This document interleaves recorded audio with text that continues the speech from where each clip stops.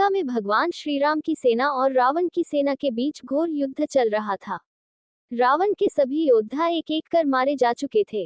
अपने भाई मेघनाद के वध के बाद रावण अत्यधिक व्याकुल और क्रोधित था। उसने कुंभकर्ण को युद्ध के लिए तैयार किया।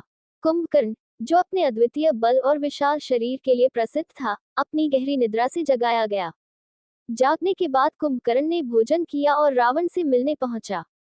रावण ने उसे युद्ध में जाने का आदेश दिया। कुंभकर्ण ने रावण से कहा, हे भाई, आपने सीता हरण करके बहुत बड़ी भूल की है। ये कार्य धर्म और मर्यादा के विरुद्ध है।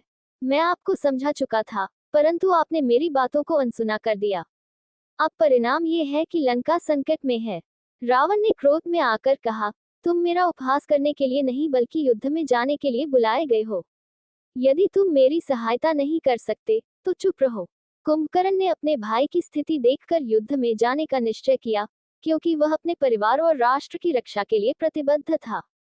कुंभकर्ण जब युद्ध के लिए प्रस्थान कर रहा था, तभी उसका छोटा भाई विभीषण उससे मिलने आया। विभीषण, जो अब श्रीराम के पक्ष में था, कुंभकर्ण से बात करना चाहता था। विभीषण ने कुंभकर्ण से कहा, भैया, आप धर्म के ज्ञानी हैं। आप जानते हैं कि रावण ने अधर्म का मार्ग अपनाया है। श्री राम भगवान विष्णु के अवतार हैं और उनका विरोध करना मृत्यु को आमंत्रण देना है। मैं आपसे प्रार्थना करता हूं कि आप इस विनाशकारी युद्ध में सम्मिलित न हों। कुंभकर्ण ने गंभीरता से उत्तर दिया, हे विभीषण, मैं जानता हूं कि रावण ने जो किया है वह गलत है, परंतु मैं उसका भाई हूं और इस समय उसका साथ छोड़ना मेरे लिए असंभव है।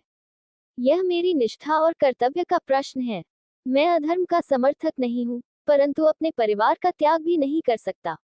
यदि मेरी मृत्यु निश्चित है, तो मैं अपने कर्तव्य को निभाते हुए प्राण दूंगा।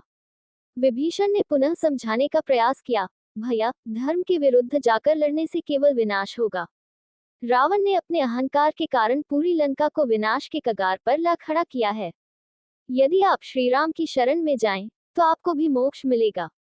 कुंभकर्ण ने मुस्कुराते हुए उत्तर दिया, हे विभीषण, मैं तुम्हारे विचारों का सम्मान करता हूँ। तुमने धर्म का मार्ग चुना और वह तुम्हारे लिए सही है, परंतु मेरा धर्म है कि मैं अपने भाई का साथ दूं। ये युद्ध मेरा अंत है, परंतु मैं इसे स्वीकार करता हूँ। इसके बाद कुंभकर्ण युद्ध के मैदान की ओर प्रस्थान करता है। उसका विशाल शरीर और वीरता देखकर वानर सेना भयभीत हो जाती है। कुंभकर्ण अपने प्रचंड रूप में श्रीराम की सेना से लड़ता है। अंततः श्रीराम के बाणों से उसका वध होता है। कुंभकर्ण का ये संवाद और उसके कर्तव्य की भावना हमें ये सिखाती है कि निष्ठा और धर्म के बीच संतुलन बनाए रखना कितना कठिन हो सकता है। वह अपने कर्तव्य का पालन करते हुए वीरगति को प्राप्त होता है।